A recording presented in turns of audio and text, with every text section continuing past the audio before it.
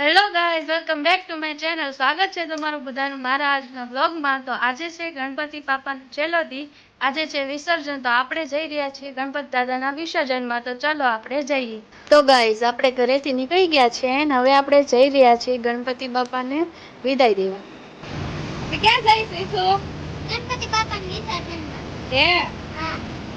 તો ગાઈસ, કરણ જોવો છો પેટ્રોલ પુરાવે છે ને અમે વાટે ઊભા છીએ ને હવે આપણે નીકળી ગયા છીએ પેટ્રોલ પંપથી. પેટ્રોલ પુરાઈ લીધું છે ને હવે આપણે જઈ રહ્યા છીએ ગણપતિ બાપાનું વિસર્જન કરવાનું છે આજે, એટલે તે તરફ આપણે જઈ રહ્યા છીએ.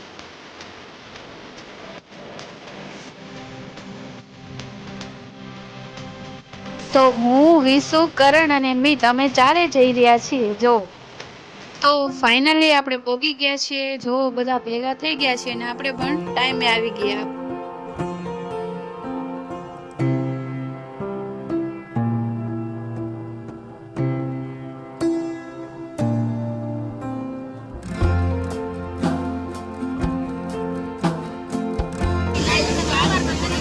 તો જો આરતી થઈ રહી છે, નાની નાની બાળકીઓ આરતી ઉતારી રહી છે ગણપતિ બાપાની, જોઈ શકો છો.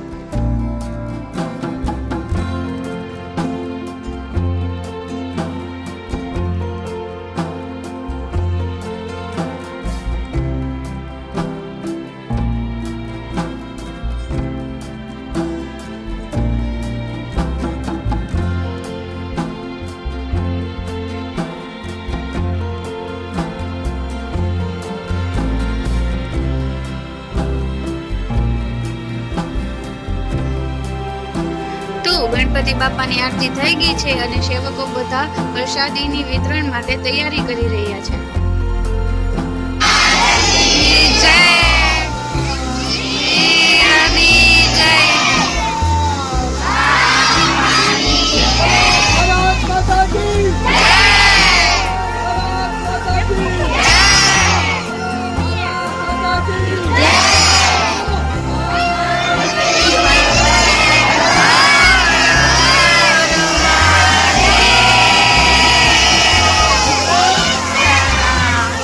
તો જુઓ, બધા ભક્તો ભક્તિમાં કેવા રંગાઈ ગયા છે. રાસ ગરબાનો પ્રોગ્રામ હતો એટલે બધા રાસ લઈ રહ્યા છે અને કેવી મજા આવી રહી છે. મને પણ મન થયું એટલે હું પણ ત્યાં રાસ લેવા ગઈ અને મને બહુ જ મજા આવી રાસ લેવાની. જો